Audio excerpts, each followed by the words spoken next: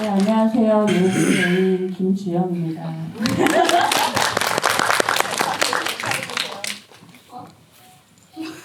네, 안녕하세요. 저는 배우 이유미로.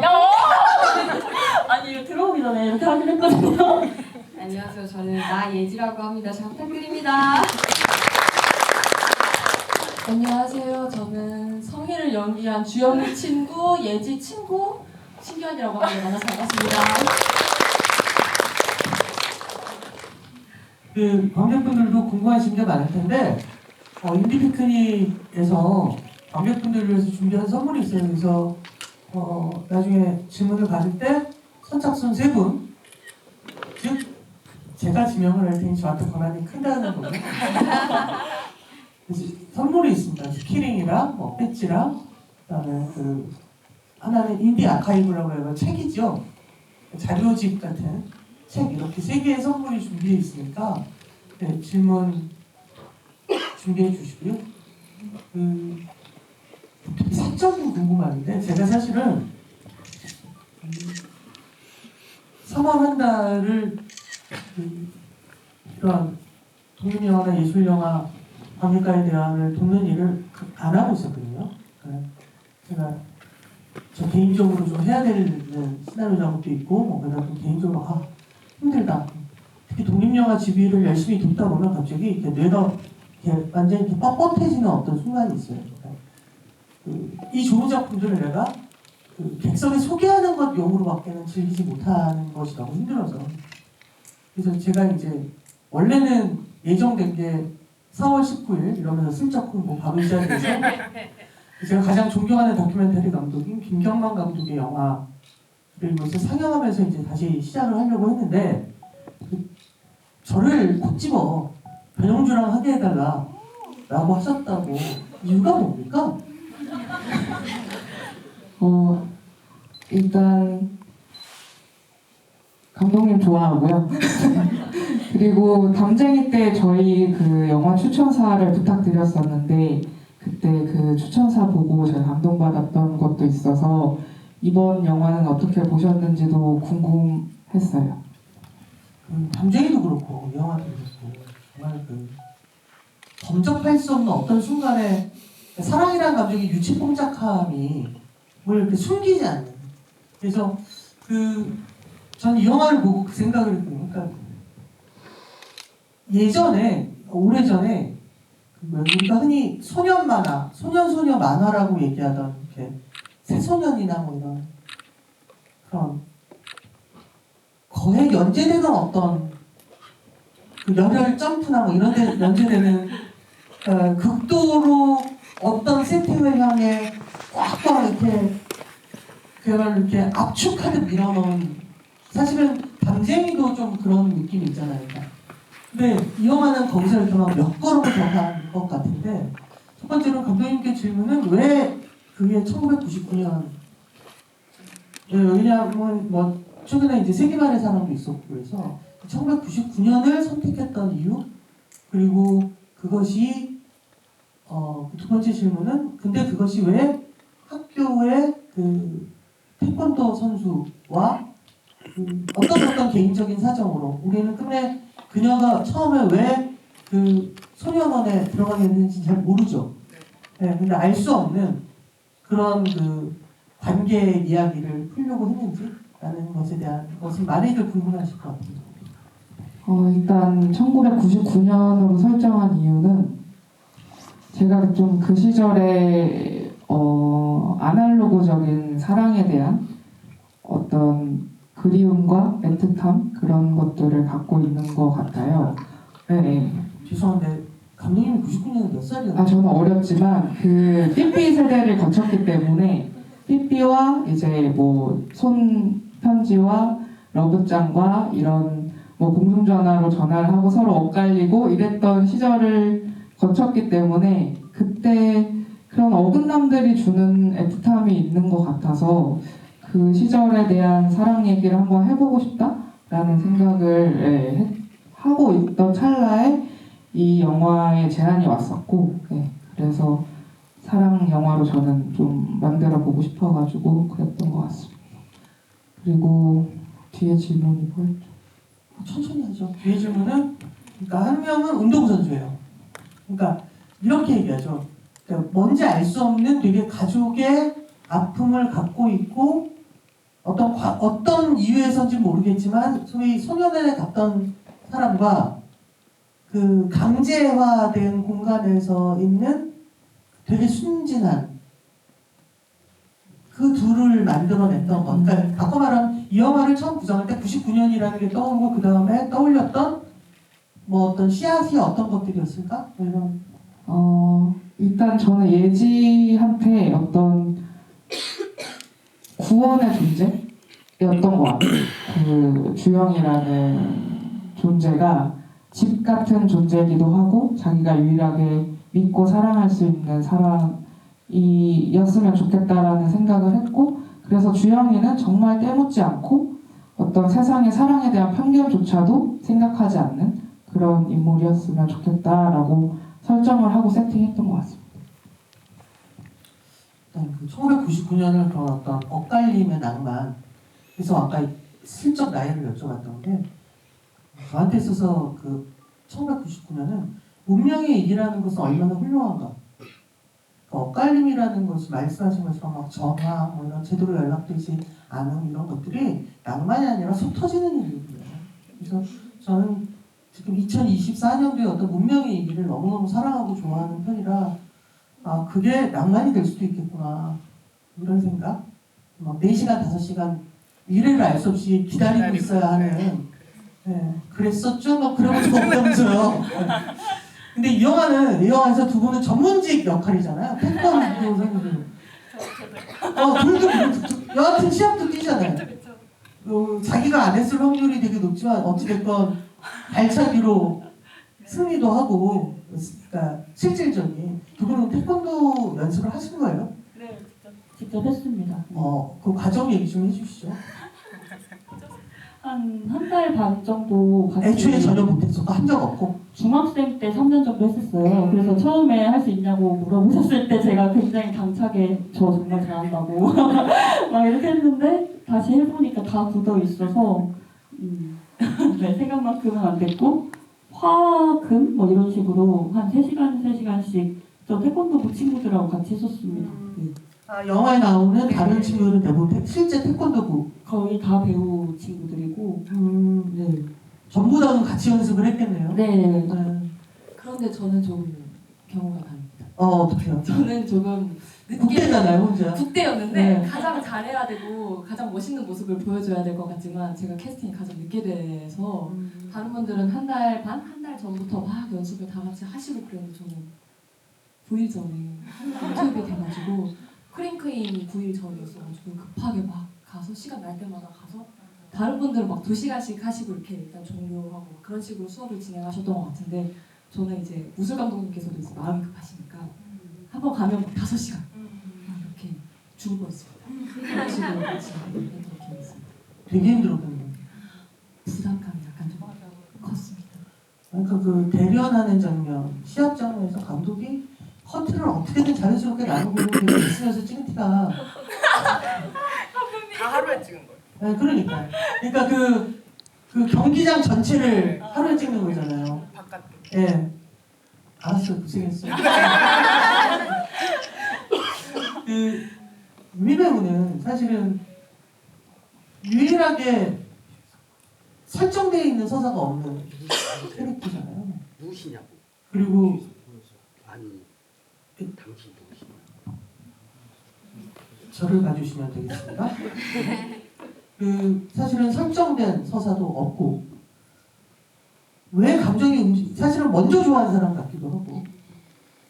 그래서 제목을 거론할 수 없지만 몇 년 전에 있었던 그 퀴어 영화 한 편이 있었는데 선수와 순박하네라는 어떤 기본 코드인가라고 생각할 정도로 뭔가 모든 걸 알고 있고 되게 의미심장한 표정을 짓기도 해요. 그래서 자기 설정을 되게 많이 고민을 해내지 않으면 표정을 만들어내는 게 쉽지 않았을 것 같은데 어떤 준비를 하셨는지 궁금해요.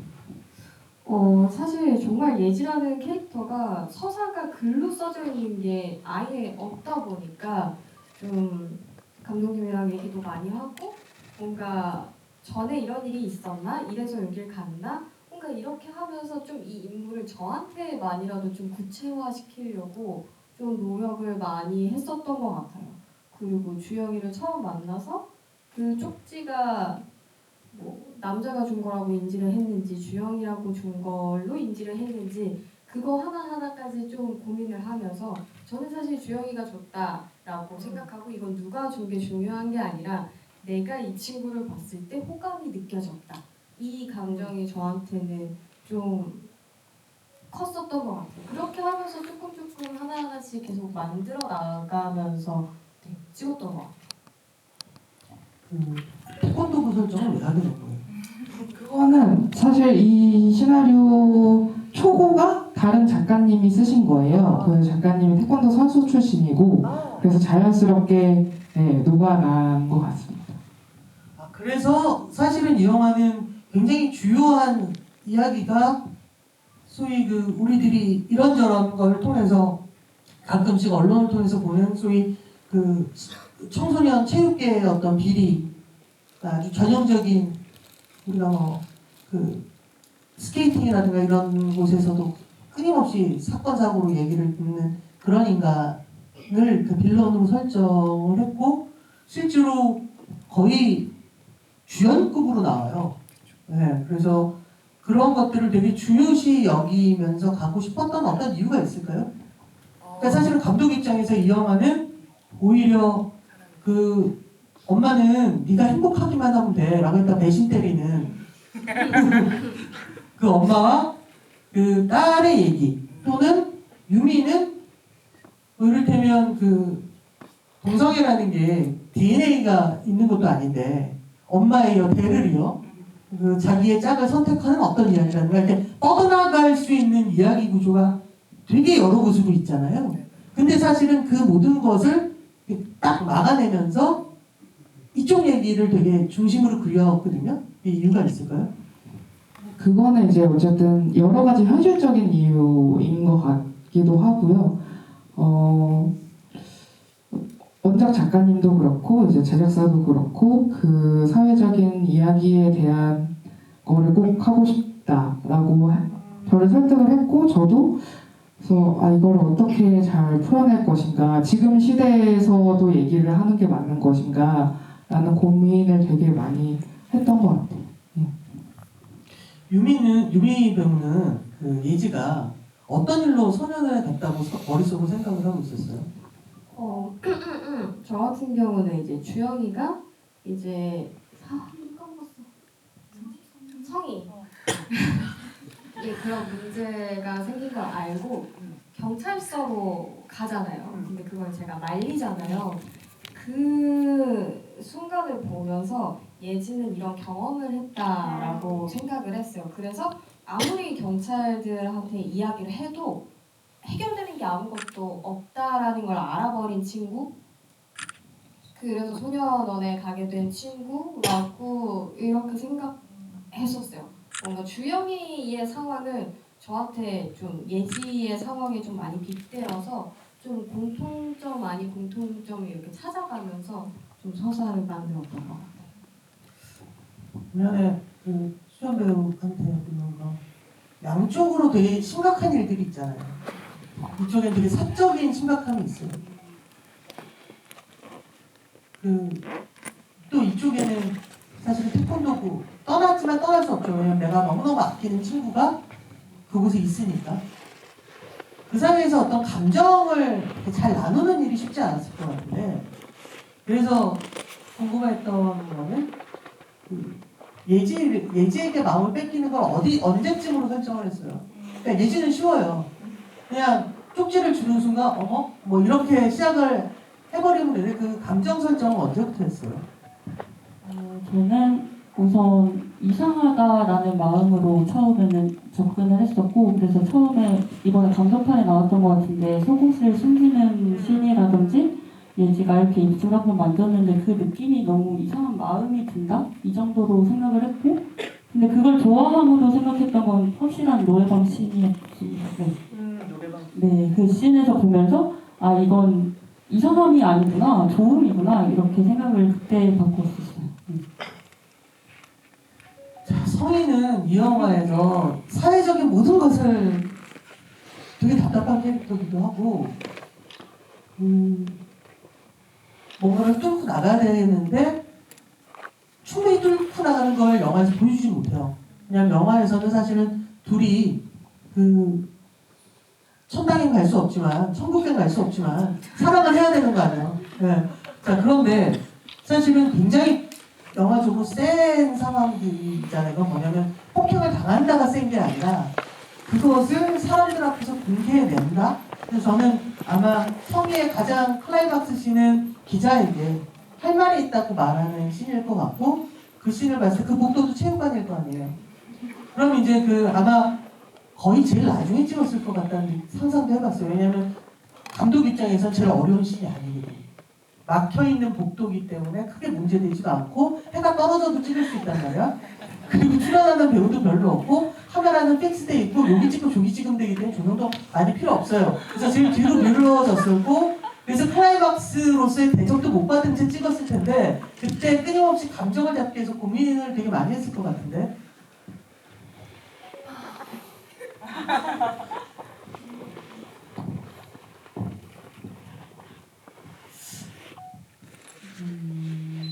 생각이 많아지네요.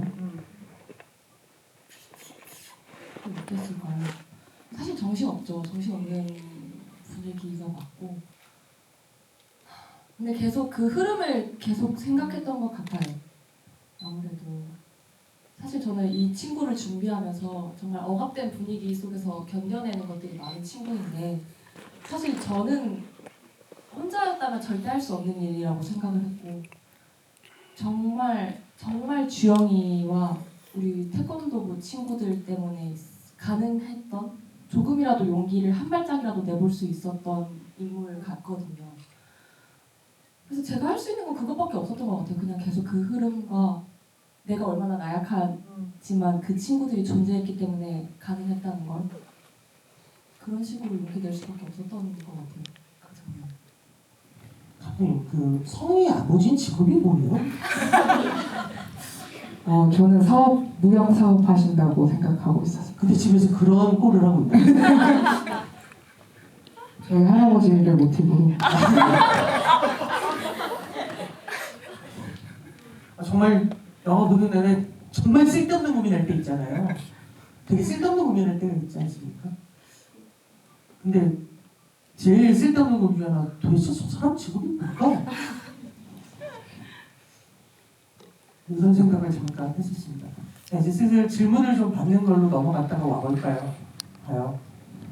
손을 가볍게 네. 자, 그럼 일단 선물은 고르세요. 배지가 있고요. 뭐가 있다고요? 키링이 있고요. 그 다음에 아카이브 책이 있어요. 책을 고른다면 되게 있어 보이긴 할 것 같아요. 어떻게? 키링? 책 하신대요. 귀가 얇구만. 하면 되나요? 네.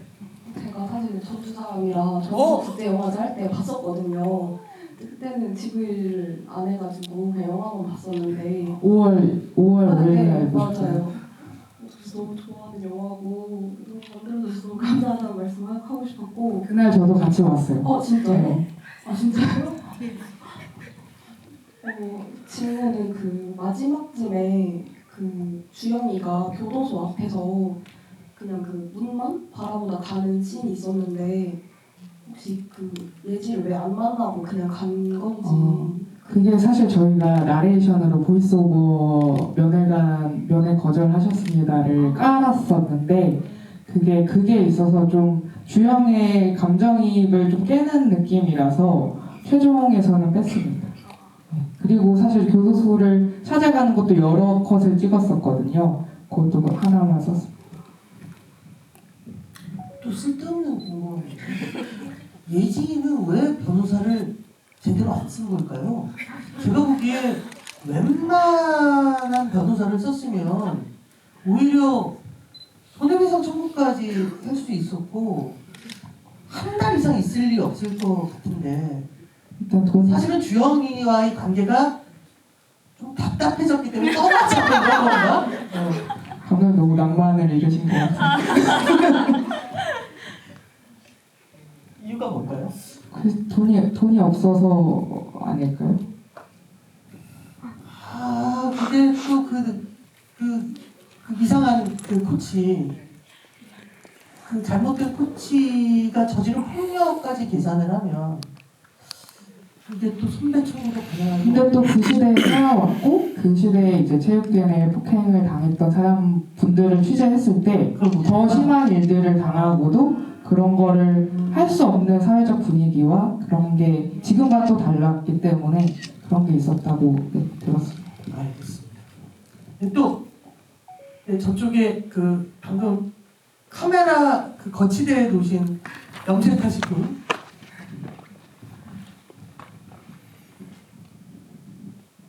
영화 정말 잘 봤습니다. 제가 이번에 그 세 번째 관람인데 아직 개봉도 안 했는데 벌써 이렇게 그래서 그런 미공개 씬들이 어떤 포인트인지 찾으면서 영화를 직접 봤는데 예지하고 성희가 마트에 갔던 씬이 있잖아요. 그때 예지의 속마음을 예지의 옛날 이야기를 하는 장면이라서 예지에 대한 캐릭터에 대해서 조금 분석이 가능한 장면이었던 것 같은데 왜 감독판으로 넘어가는 건지 여쭤보고 싶었어요. 저도 여쭤보고 싶네요, 진짜. 왜냐면 이거는 사실 그 어떤 선택의 그거였는데 저 씬을 포기하냐 노래방 씬을 포기하냐를 저한테 물어보셔서 노래방 씬은 사실 절대 버릴 수가 없기 때문에 그러면 사실 저도 똑같이 동의하고 그렇게 예지의 성격을 보여주고 그리고 예지와 성희와의 관계성도 보여주기 때문에 꼭 필요하다라고 생각을 했지만 그렇기 때문에 감독판에서라도 좀 보여드리고 싶었던 마음입니다. 알겠습니다. 자, 키링 하실래요? 배지 하실래요? 받았어요? 묻지도 않고 뭘 받고. 네, 또 질문 있으시죠? 네, 그 뒤에 검은 옷 입으신 네.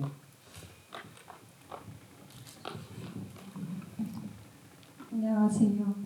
그 전주 이제 잠시만요. 죄송합니다. 제가 긴장을 해가지고 네. 그 전주 하실 때도 이제 제가 우천사 하나 바라보고 이제 갔거든요. 그래서 너무 잘 라고 말을 하고 싶은데 말이 안 나오네요.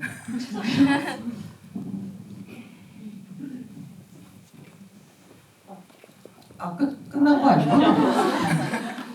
그러니까 그 질문 드리고 싶었던 게 저도 그 선생님께서 말씀하시는 되게 쓸데없는 고민이라고도 할 수 있는데 그러니까 그 코치와 모텔에서 대립을 할 때 막 CCTV가 있습니다 뭐 이런 거 있음에도 그거는 왜 모든 걸 다 덮어쓰고 갔는가.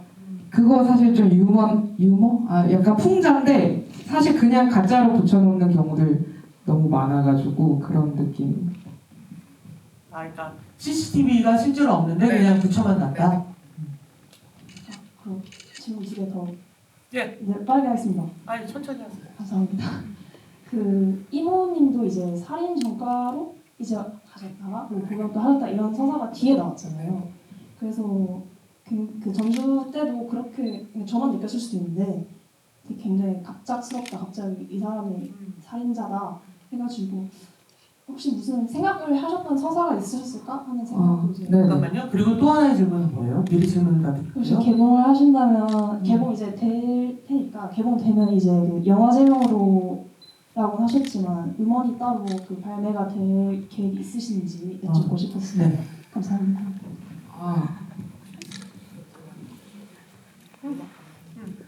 음악 얘기하셔서 오늘 음악 감독님 오셔가지고 인사 잠깐. 김사할 음악 감독님.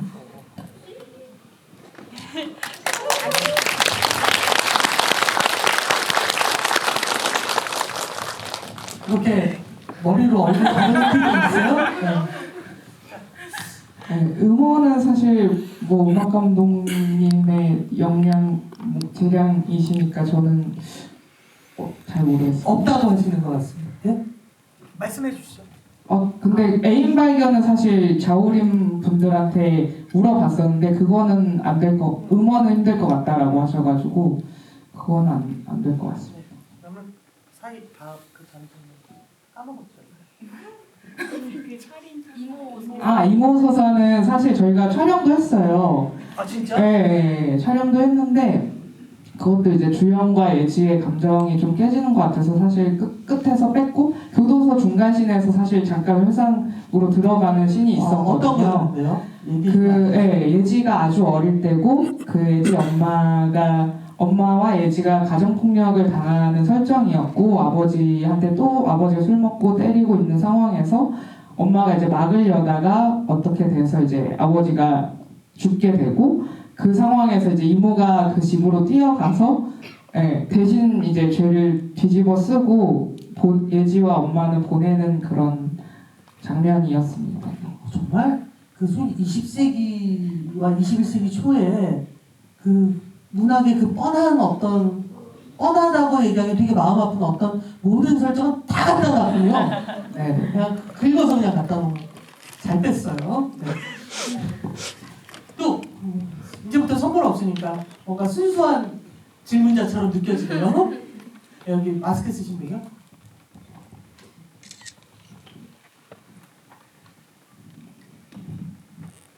네, 우선 영화 너무 재밌게 잘 봤고요. 노래방신에서 이제 애인 발견이라는 노래를 부르셨는데 그 노래를 주영을 약간 플러팅하기 위한 선곡을 하신 건지 아니면은 그냥 18번 곡이어서 그 노래를 선곡하게 되신 건지 궁금하고요. 배우님들의 18번 곡도 어떤 건지 궁금하고요. 어떻게 느끼셨는지 궁금하고요. 당연히 가사를 보면 주영이를 플러팅하기 위한 대놓고 플러팅하기 위한 곡이라고 생각하고 골랐습니다. 제 18번은요. 아무도 궁금해하지 않아서 생각을 안 해봤는데 전 유나의 기다리다 좋아합니다. 네. 저도 너무 예전에 가가지고 생각 잘 안 나는데 바로 떠오르는 건 톰보이 좋아합니다. 아니. 톰보이가 아이들도 있구나. 혁오?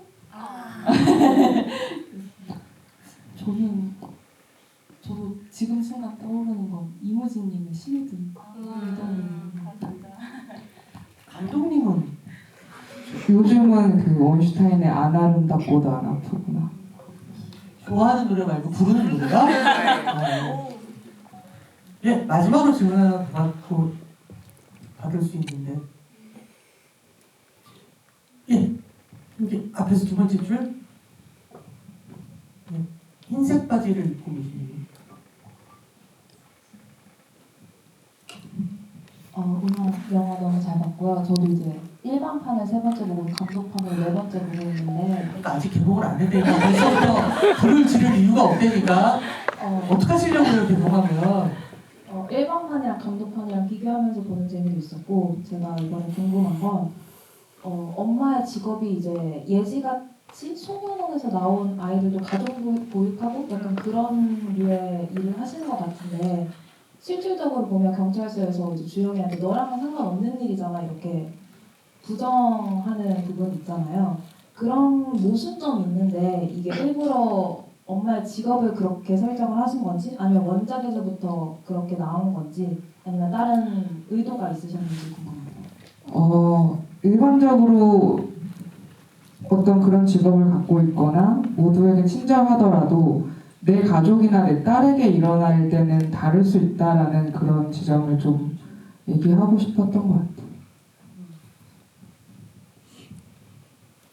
감독님 개봉이 언제죠? 아직 확실하진 않은데 6, 7월 얘기하고 계신데 좀 미뤄질 수도 있다고 합니다. 아마 그러면 하여튼 5일 여름, 가을 사이에 이 영화의 개봉을 계속 만나실 수 있을 것 같고요. 이제 한 분 한 분 사실은 배우들이 현재 어떤 일을 하고 있는지 되게 궁금하실 것 같아요. 감독님의 차기작도 궁금해서 한 번씩 좀 얘기를 해주시면. 근데 저는 요즘에 아주 끝내주는 휴식기를 보내고 있어요.